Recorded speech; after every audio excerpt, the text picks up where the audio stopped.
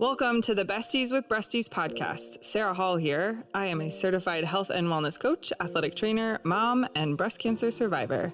I help women overcome their own mind drama to make mind shifts that open up the possibility for their most empowered and energetic life. And I am Beth Wilmus, author, speaker, and founder of a human investment organization, otherwise known as a nonprofit, called Faith Through Fire. Our mission is to reduce the fear and anxiety that breast cancer patients feel and replace it with hope and a path toward thriving. This podcast is about our experiences with breast cancer and life after as young survivors and moms.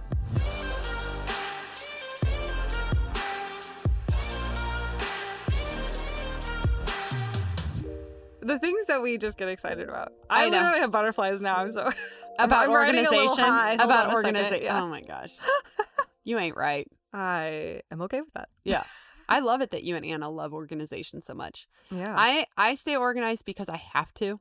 Like, you know, I have to stay organized to get things done. You guys get enjoyment from organization. Well, I think, and I'm thinking through, why do I enjoy this so much? It's like if we were to get like railroaded, like somehow all of a sudden something was really unexpected, that I feel so confident that like, oh, well, we're ahead. Do you know we're so planned out. We're great. You're super organized except for on one thing, Sarah. Oh, God. Now I'm worried. Our standard operating procedure manual. I know. Well, that's because things change, and I feel like I make it, and then I have to change it again, and people have no context for what we're talking about. We have a call every single Monday between Sarah, Anna, and I just to kind of make sure everybody's on the same page and to make sure that no balls were dropped. And for the nonprofit. I could hear the glee in Anna's voice as she was talking about how she had organized a certain portion of our CRM. And I was just like chuckling because I'm like, you two get so excited when you organize something. Yeah. And for me, it's just all about efficiency. Like, we have to have this because we need to be able to refer to it. And so we know, kind of where our place is. And and you're always like, if we get hit by a train. Yeah, there's so many trains out there in your mind. There's so many trains in my mind. I'm always saying to them, when we get hit by a train, not when, if we get hit by a train, we want somebody to come into the nonprofit and be able to pick up the pieces. Which is super smart. And I find it not as important because I feel like it's hard to put down on paper what's happening when things change. When I'm constantly juggling all the balls. Like, I'm just trying to stay up with, I'm trying not to drop a ball, and you want me to tell people how I'm doing it. Right. Well, so that's I don't know. The balls keep changing. That's nonprofit work. It's like, oh my gosh. But I have this standard operating procedure, or as I call it, our SOP, and it has every procedure for every facet of the organization in it. Sarah is on the operations side, so she's constantly creating these new processes and then tweaking them. So I get your point, because it's like, as soon as you write a standard operating procedure and then we change it. Yeah. I would argue that it's easier to edit than it is to revise, or to start the whole thing. Someday, and I guess this is where I'm like, someday when we get to this place, the tweaks will be so small that it's like, I wouldn't be rewriting an entire chapter. Sure. I would just be like, changing a bullet point, right? But you know what it's like? It's like keeping up with like maintenance on your house. If you don't do it as you go along, all of a sudden it's overwhelming and it costs too much. You have a forest in your backyard. Right. Yeah. All right. I digress. We are way off topic. That's a nice banter. Way off topic. We're actually, can you believe it? We are at the end of our Medical Skepticism series. This went so much longer than we thought it was going to. We kept meeting people that would be a great story, or like reading a new book that would be a great interview, and it was funny because it almost became comical. You're like, so I have another interview for Medical Skepticism. I'm like, I mean, sure, no surprise there. I mean, like, we just tied up the like an interview. I met her yesterday. Yeah. And I was like, okay, well, I have to share your story. Yeah. I mean, okay, so we're going to kind of summarize everything. So we're going to talk today about the challenges of navigating medical information. And then our impressions from what we learned. Yeah. And maybe just land on the impact of skepticism on patient care. But before we do that, let's hear from our first sponsor. Ann's Bra Shop features skilled mastectomy fitters ready to assist you in selecting the perfect breast forms, bras, swimsuits, and camisoles for your post-surgery needs. They have 3 locations in the St. Louis area, Chesterfield and Wentzville, Missouri, across the river in O'Fallon, Illinois, and a 4th location south on I-55 in Cape Girardeau. Visit Ann's Bra Shop at www.brashop.com to learn more. Okay, and we're back. Can we just talk about the challenges of navigating everything we heard? Yeah. I mean, because it's like one person says one thing and another person says a different thing, and then you're just sort of left in this place like, well, I don't know what to do. Yeah, now. and some of it's anecdotal, right? It's some of it's Yeah. patient experience, some of it's scientific information. This scientist doesn't agree with this scientist, and this patient doesn't agree with this, and it's just like by the end of it, your brain You're left is exhausted. swimming. Yeah, and it's frustrating for patients because they are in search of information, and so it's just like I really sympathize with the. Yeah, I mean, it's information overload. yeah. I think the alternative would be not to explore it, which I don't think is feasible either. Yeah. Well, people can get paralyzed in the overwhelm.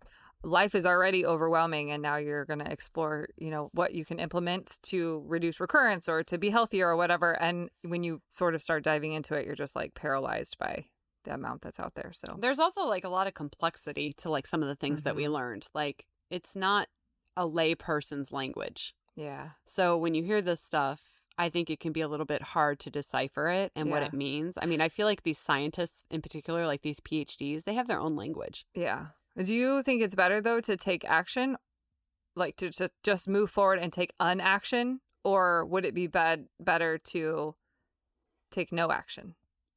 Well, I mean, I think you and I are always going to be on the part of taking action as long as it's not going to hurt you. Right. Right. Yeah. I mean, that's, I don't know. I want to talk about kind of like. Oh, and I like your point here of accessibility. I definitely want to speak to that. In terms of what? Accessibility. I did write that point, but I'm curious what that means to you. Well, because for me, sometimes when I hear, like I was even having a conversation with one of our beneficiaries this weekend, and she was sort of telling me all the things that she's been implementing since treatment. And for many, and she's going, I'm worried because I put all these things in place and I feel good about it. But she's like, I've been taking a break from work. And once I go back into work, how am I going to continue what I was doing?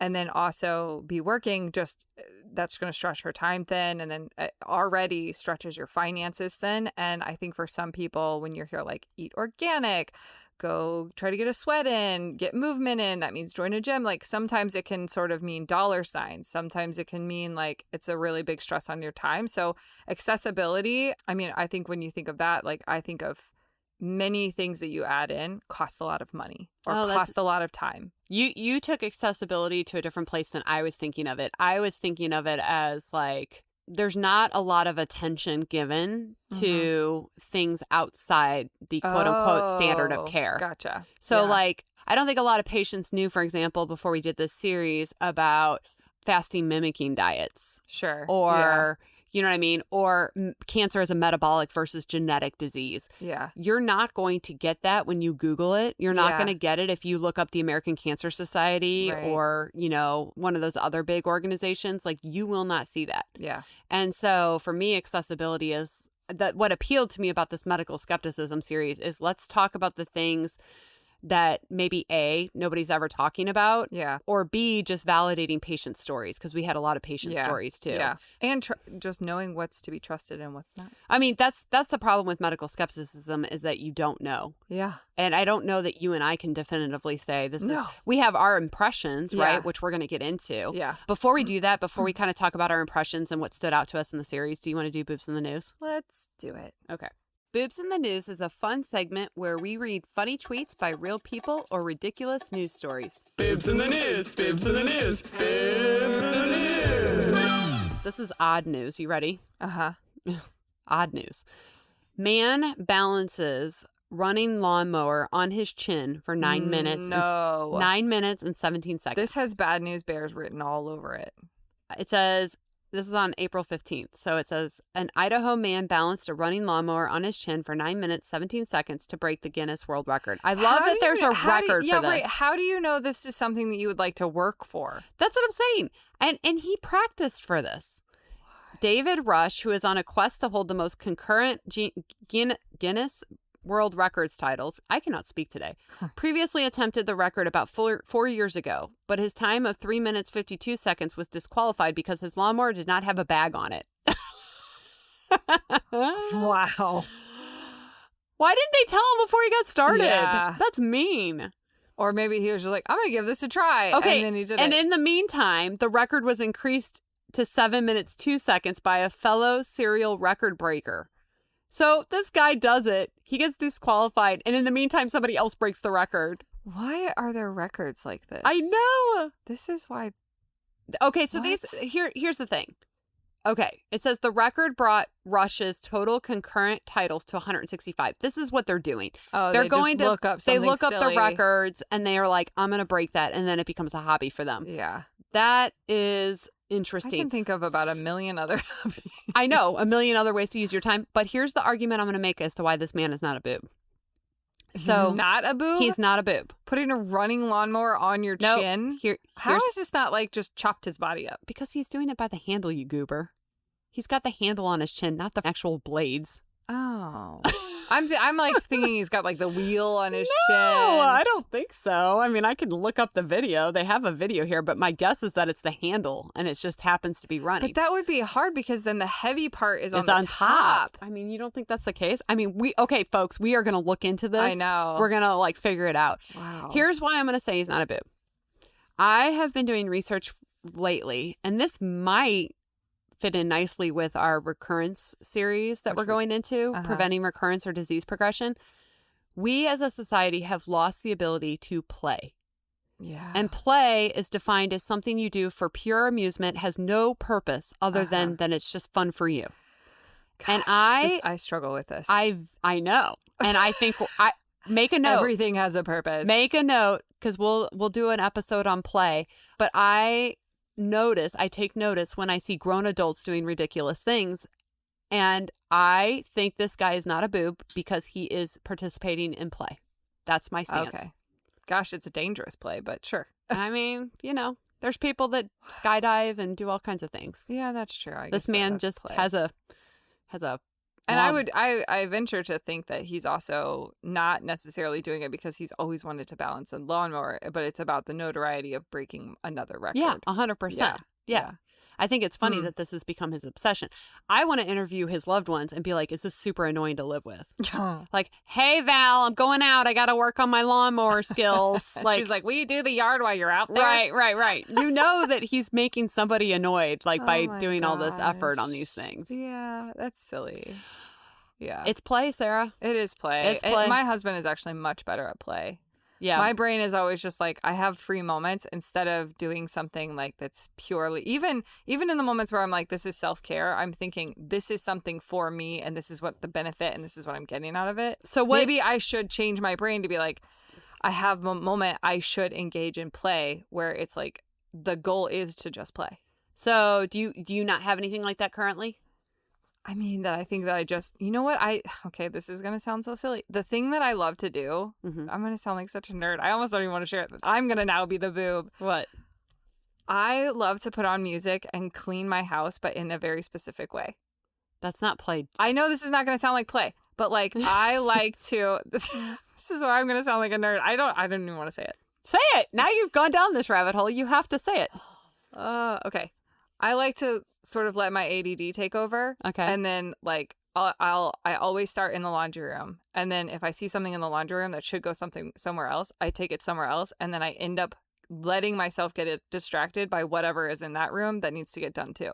And then So you just go room to room based on what the item is. But I don't necessarily get like, but I allow it to happen. So I'm just like, this is what I'm doing. And this is why I'm letting myself do it because it's like an outlet for my distraction. That's not play. But it is because I just let my brain do what it wants to do. And so much of the time I'm having to be like, you are going to focus on marketing efforts right now. And I need you to stay focused on this. And I have to rein it in all the time. But instead, I just let my brain be like, you can do this right now. That feels more like self-care to me, but I will let our listeners weigh in on this if that's play in Sarah's world. Let me tell you what play is for me. Okay, great. Let's hear it. Because it's the right way. So my youngest is 9, Charlotte, and we have a routine that we do pretty often where we put Disco Inferno, the song Disco Inferno on the Alexa, and we dance to it together in the living room before school. Oh. And we do a lot of like 70s moves. We do a lot of hand slapping. We do a lot of like Despicable Me moves. You know how he dances? Yeah. And it's completely ridiculous. And everybody in the house just laughs at us and rolls their eyes. They won't participate because they feel stupid. But Charlotte and I have a dance party and it serves no purpose other than it puts us both in a good mood. Yeah. I will tell you that is the longest song in the world. I am literally... By the end, you're just like, I'm out of breath. Done I'm with out of breath dance by the moves. end of it because it goes on and on and on. Yeah. It's like almost as bad as American Pie. Oh my Like gosh. it goes on forever. Yeah. So like that to me is like Play. Yeah. So I'm giving this guy credit. I'm saying you do you, boo. I don't know. You Play guys with your running lawnmower. You guys can weigh in on if Sarah's like interesting way of cleaning is play. I feel like I'm shaming you. Well, you're not shaming me. I don't feel bad about it. I'm just thinking like how I think play to me would be like, how does your brain feel after? And if your brain feels like free and open and good, then you've accomplished play. Okay. And that's how my brain feels after I ADHD clean. I feel like the next time you and I work together face to face, we're doing a little disco inferno is what I think. I'm down with that. I know. I'm open to other people's play methods. Will you play with me, Sarah? Yeah. You can play with me. We can ADD clean. Okay. Oh, yeah, that's right. We'll do Disco Inferno and then I'll help you clean in a very weird way. All right, there's your boobs. Bibs in the news. Bibs in the news. Bibs in the news. Okay, so let's talk. We're back. Let's talk about our impressions and what stood out to us in the series. I kind of have what I thought was super interesting. Do you have anything that stood out to you? Or you want me to go first? I want you to go first because I feel like I can synthesize what you say better, and then I will sort of like summarize my whole feelings on this in general. Okay. Well, I thought there were a couple things that stood out to me that I thought was interesting. One is that cancer treatment today focuses on, dividing cells and removing tumors, but it's not addressing cancer stem cells, which is ultimately responsible for metastasis.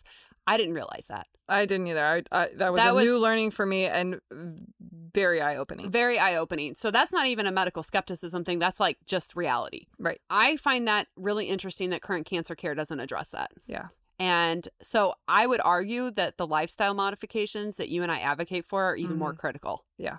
So that was interesting to me. I also thought that it's super interesting, this concept of cancer as a metabolic disease and how little is being done about that in the current cancer care system. But like the perspective of what it would take to make changes in that direction or even make adaptations in that direction. It would be adaptations. It's so like that thought was like sort of mind boggling to me and overwhelming, but I thought it was interesting. So, yeah. I mean, we've talked to medical, oncologists who are like, no, we're not incorporating any of these concepts into current cancer care. And then that leaves it to the patient to A, know about them, B, to try to do it on their own, which is really difficult. Right. That's a huge hurdle. Yeah. But even the ones that I feel like are sort of, I feel like that's a know miss. About it and are interested in it, I think that they are skeptical in reverse that people would actually adopt it. I mean, just think about the Walter Longo interview where he was like, we had this theory about cancer patients, people in treatment doing a 5-day fast. And he was like, they just wouldn't do it.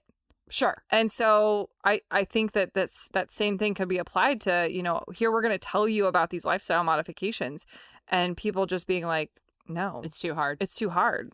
It's a lot easier for me to come in here. You do the treatment to me and then my body will do whatever work it's going to do. It's that trauma response of helplessness though, right? Like I can do nothing to help myself. It's like I just have to do the chemo and radiation and hope for the best. And it's like, I mean, I don't know. I feel like, again, that's the miss on the doctor's part. They could be going to patients and saying, hey, there's some interesting research out there saying caloric restriction could help make your chemo work better. Mm-hmm. Do you want to try this? They're too scared to do it. Yeah. They have their protocols. And it's hard. It is not easy. That leads me to my next point. The fact that oncologists are employed by hospitals where protocols are mandated by the FDA, that leaves them very little room to try new or novel approaches. That goes back to that whole MD versus PhD, thing that we saw.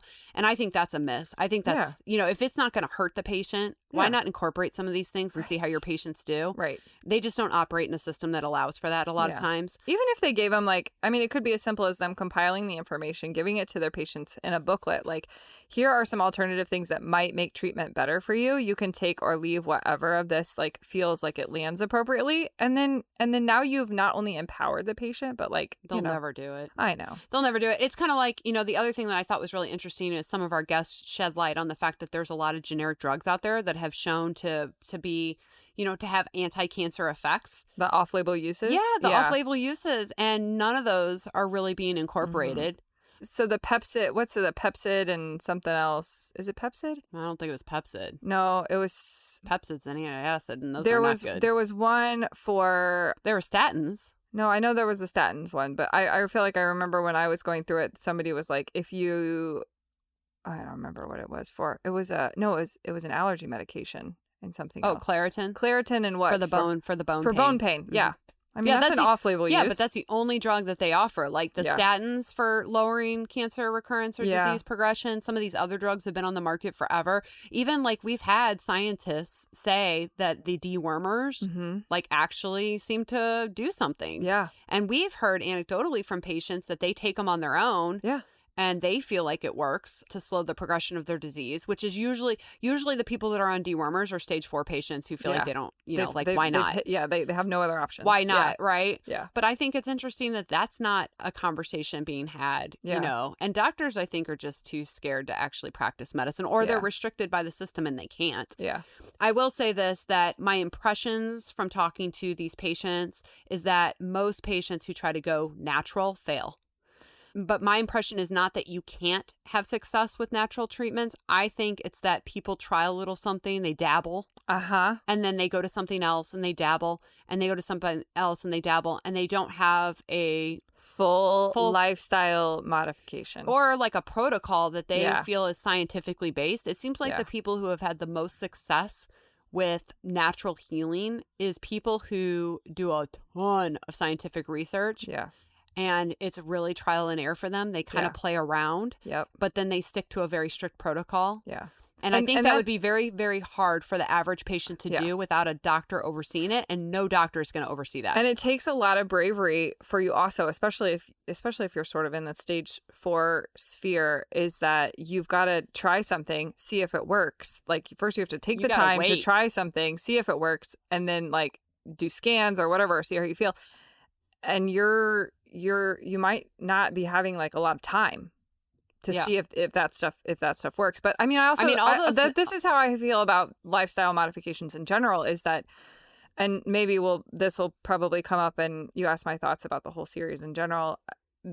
I think that to feel good or to feel like you're doing something that works, it does take a lot of radical self-study. You implement something, and whether that's fasting Walter Longo talked about, or whether that's implementing a metabolic approach to cancer, or whatever you're implementing, you really do have to commit. You have to commit. And I know we sort of had back-to-back episodes, and this was the moment for me when we were doing the Medical Skepticism series that we interviewed we interviewed Dr. Seafried, and he said he was all about ketosis and putting yourself into this ketosis state. And then the next episode we interviewed Chris Work and with Chris Beat Cancer.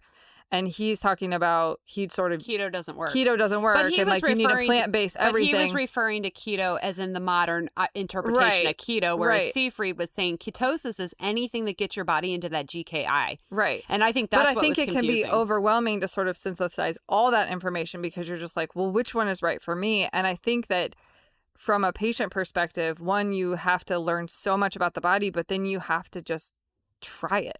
Mm-hmm. And which sounds terrifying. What works for you, and see what you can fit into your lifestyle. And and you're really, you're rolling the dice to take a gamble, but you're also doing the same thing with medicine. The same reason that medicine works for some people and doesn't work for other people. So, right. Yeah. Well, that I will say that's another thing that really kind of stuck in my craw a little bit, is that doctors are not following patients beyond 5 years to see side effects of the current standard of care. Yeah. We have noticed a trend lately where doctors seem to be recommending less treatment, which I think is really interesting, because I'm well, did you just send that? There was a new article saying that like they're thinking low dose chemo is actually more effective than I saw that. I like saw well, blasting somebody. I mean, So you were on that train interesting. way before that article showed up. I was before the trend. Yeah, you were. You were before the trend. And now these mainstream news outlets are reporting out. And I've been sending Sarah a slew of articles that I found really interesting. And one of them was talking about how low dose chemo seems to work better. And I think Jane McClellan, who we interviewed, said the same thing. Yeah. That lower doses of chemotherapy, because the thing that I thought was really interesting about our interview with Jane is that she's not like standard of care and she's not anti-alternative medicine. She's about combining both. Right. And she, I think, was the one who was talking about the efficacy of statins and a bunch of other things. And she's like, why wouldn't you do both? You know, we've made all these great advancements in medicine, but then you also have all these, you know, things that have been shown to be anti-cancer effects. And so where was I going with that though? I think she was the one that said that low doses of chemotherapy have been shown to be more effective than the higher doses. And I thought, you know, that, and then that article came out and I was like, well, there it is. There it is. You know, I mean, I do follow us, people. We on the cutting edge. I mean, I do feel, I mean, hopefully people are taking note. Yeah. Because I do think that it's a very archaic system reliant on the FDA, which takes years and years I and just think years. it was a trend and maybe part of the culture for a long time that it was just like, keep people alive, like was their mantra. For 5 years, and though. so they were throwing the book at people. For 5 years. Right. And now I think that just speaks to the advances of people speaking up about like, hey, my quality of life is suffering. And I'd, you know, like the people leaving who are going to choose dewormers or choosing these alternative routes, like they're like, well, we are either going to have to pivot or people are going, like, this is going to continue. Yeah. So, I mean, we hear that a lot from patients, like, well, I have to try something because the current system doesn't work. Yeah. It doesn't work. Right. So yeah, I thought that was really interesting. Let's kind of talk about how we think the impact of skepticism on patient care. Like, but before we do that, you want to do second sponsor? Let's do it. Thrivent is a proud sponsor of Faith Through Fire. Thrivent believes money is a tool and not a goal. The Gateway Financial Group with Thrivent is local to the St. Louis area and can work with you to create a financial strategy that reflects your priorities and helps you protect the things that matter to you, like family and giving back. Please call 314-783-4214 to schedule a free consultation with one of Thrivent's Gateway Financial Advisors. Okay. And we're back. So let's talk about medical skepticism and how it's impacting. It's not even cancer care, it's healthcare in general. I think it's fair to say that COVID made things 10 times worse. Don't you think? Yeah. I mean, I was just in the ER this last weekend, not for something personal, but like, I know that I walk in a little bit on guard, you know, like, and I think that that hurts the relationship from the beginning. Yeah. Yeah. I mean, I had my kids' pediatrician call up and they're like, are you going to get your flu shots for your kids? And I'm like, I don't know. I'm undecided. Now?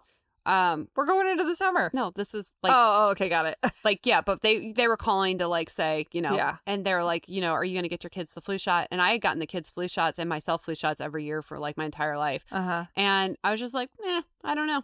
Yeah. I'm like, I'm not really feeling convinced that I need it. And that comes from, I mean, for me personally, I can only speak for myself. Yeah. Right. But that comes from the whole COVID debacle. I'm like, you have lost my trust. Yeah. Now, I'm not going to say that I feel the same way about, you know, vaccines for polio or, you know, things like that. But I was just like, you know, it just really plants a seed that you can't trust who you thought you could trust. Yeah. And so I think COVID made medical distrust way worse. I found this article that said 72% of Americans believe federal public health institutions play a pivotal role in the nation's healthcare system, but fewer than 40% of people trust these agencies to fulfill their obligation. Huh. So that was the Robert Wood Johnson Foundation, which I think is pretty reputable. Reputable? Boy, today is tough. And Harvard. I think the Harvard T.H. Chan School of Public Health. So, I mean, that's a reputable source. Yeah. 40% of people. Like 72 think it's like that they're in charge of healthcare. 40% trust them to do it. And just 37% of Americans have a, quote, great deal or quite a lot of trust in the National Institutes of Health, the NIH, and the FDA, while only 33% hold the Department of Health and Human Services in such high esteem. I mean, they stepped in it. That's in my opinion, they stepped in it. There's going to have to be some serious counseling. We're going to have some relationship counseling. There's going to have to be some serious counseling. I think what's really going to happen is they're going to have to admit they got it wrong and that they strayed. and ask for forgiveness for people to ever consider coming back. What I think would be a huge mistake is if they keep going down this line of thought of you're just too stupid to know better. Yeah. I will say, like, I felt like people sharing their stories of getting misdiagnosed stage 4, of having mastectomies they didn't need, of getting their thyroids taken out when they didn't have cancer. I mean, or even Alan. I mean, Alan, they wanted to remove his entire face. Yeah. And I don't know if what he's doing in Mexico is going to do anything for him. Right. I mean, I don't know. But he's happier. It was the right choice. It was the right choice for him. Right, because exactly. His doctor was recommending that, and it was not going to give him any kind of significant gains. Yeah. And it's like, but there would have been lots of people who would have been so scared they would have done it for the chance, the sliver of a chance. All people want is hope. Right. Yeah. And Alan asked the hard question, if I do this, I'll live? And the answer was, oh, no. You might get a little more time. Right. And, you know, the thing that I was impressed about that was he was like, I'm taking my ball and I'm going to play elsewhere. And what it is what it is. He seems like he's very confident in what his approach is. Yeah. And he's willing to go down the gauntlet with it. Yeah. It takes vulnerability to ask the hard questions in the moment, especially when you have a healthcare professional who went to school and has the knowledge and they're giving you their best opinion. And then sometimes they sort of fear you into it. And then for you to still say, I would like to make a different decision, or I've got other questions, I'd like to take time about it. And I know for many of them, it's like that gets very, very difficult. I mean, I've been in that situation too.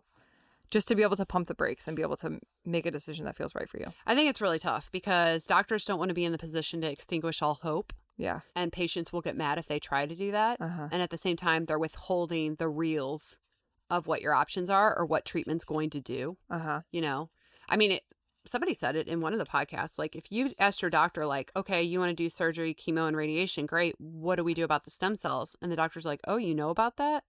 And then the answer was, well, there's nothing we can really do. And it's like, okay, well, that's kind of what's responsible for metastasis. So right. Yeah. Yeah. I just think it's interesting. I don't know.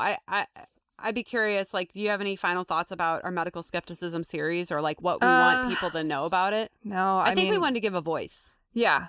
Yeah. We hear it all the time. Yeah. And nobody seems to validate people's worries, concerns, experiences. Yeah. No, I mean, other than, just what we always say is just feel like do what's right for you. Listen to your gut. You know, you did it recently with the decision about a surgery that you have, that was placed on the table. Just listening to your gut and like. Yeah, I won't go into the details now. I'll tell you my saga like down the road when hopefully it's resolved. But give it time. Give it 24 hours is not going to hurt you. So I will tell you this story. This is really interesting. So I really liked the doctor.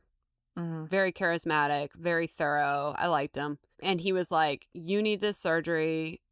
It's, not a great surgery. But he did also say like, you got time. Well, so he won my respect because he said, I don't think it's going to get better unless you have the surgery, but you have time. It's not going to get worse. If you want to wait, you don't have to do this right away, which I immediately liked him when he said that. But I will note, I was on the books to have the surgery before I left the office.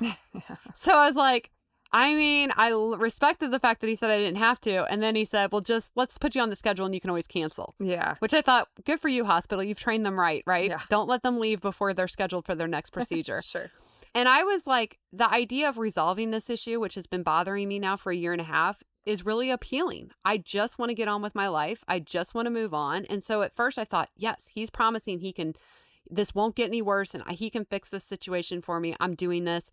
And then the more I sat with it, the more I'm like, Like, I don't feel like this is like I don't feel like this is going to be the quick fix that I think it is. And you need to give yourself more time and space to really digest, even if it means you don't get what you want right away.